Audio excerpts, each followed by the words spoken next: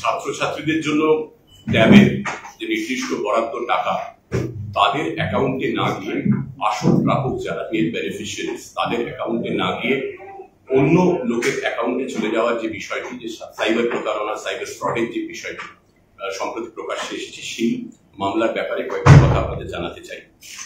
প্রথম কথা হলো যে এই মামলাগুলি তদন্তে একটা রাজ্য পুলিশের তরফে জয়েন্ট ইনভেস্টিগেশন একটা মনিটরিং টিম একটা তৈরি করা হয়েছে।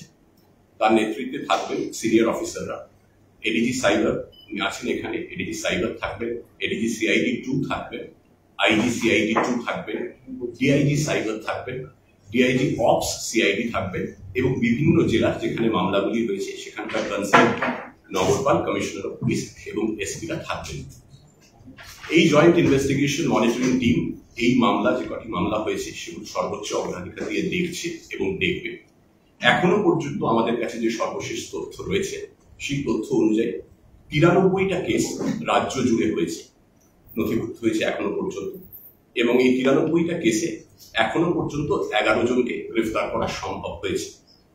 এই 11 জনকে গ্রেফতার করে তাদের জিজ্ঞাসাবাদ করে কিছু লিডস, কিছু সূত্র আমরা পেয়েছি।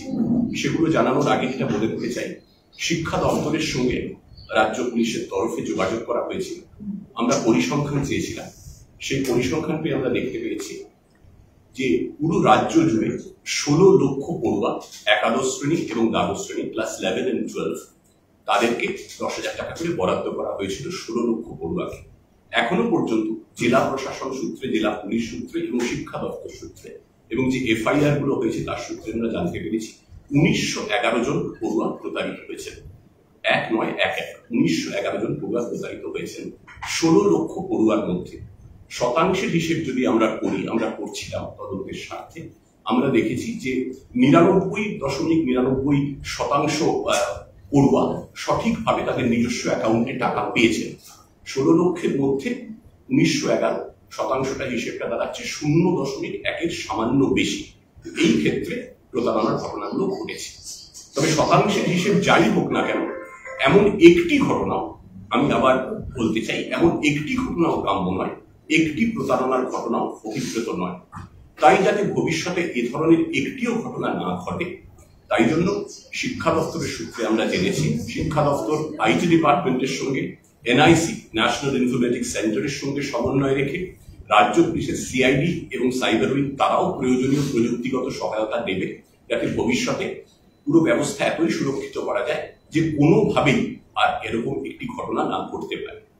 দ্বিতীয় আরেকটি জিনিস বলতে চাই যে ছাত্রছাত্রীদের যারা বঞ্চিত হয়েছেন, প্রতারিত হয়েছেন, যে 1911 জন, তাদের আপনাদের মাধ্যমে অনুরোধ করতে চাই যে দুশ্চিন্তার কোনো কারণ নেই। রাজ্য শিক্ষা দপ্তরের সূত্রে আমরা জেনেছি যে প্রতিটি পড়ুয়া যারা বঞ্চিত হয়েছে তাদের অ্যাকাউন্টে ট্যাবের জন্য যে নির্দিষ্ট বরাদ্দ টাকা সেটা পৌঁছে যাবে, সেটা পৌঁছে যাওয়ার প্রক্রিয়া শুরু হয়ে গিয়েছে। সবাই নির্দিষ্ট বরাদ্দ টাকা পাবেন। তদন্তের কথায় যদি আসি, আমরা 11 জনকে অ্যারেস্ট করেছি বললাম, তার মধ্যে 3 জন অ্যারেস্ট হয়েছেন গত 24 ঘন্টায় পূর্ব মেদিনীপুর জেলায়। তারা অ্যারেস্ট হয়েছেন, যারা অ্যারেস্ট হয়েছেন তাদের মধ্যে 2 জন মালদার বৈষ্ণবনগরের বাসিন্দা, একজন উত্তর দিনাজপুরের চোপড়ার বাসিন্দা। এদেরকে জিজ্ঞাসাবাদ করে যেটা আমরা পেয়েছি যে এদের কাছে বেশ কিছু নথিপত্র পেয়েছি, তাদের মোবাইল সিজ করা হয়েছে। সেখানে যেটা আমরা জানতে পেরেছি যে একটা আন্তঃরাজ্য অসাধু চক্র এর পিছনে কাজ করার একটা প্রবল সম্ভাবনা, ইঙ্গিত আমরা দেখতে পাচ্ছি।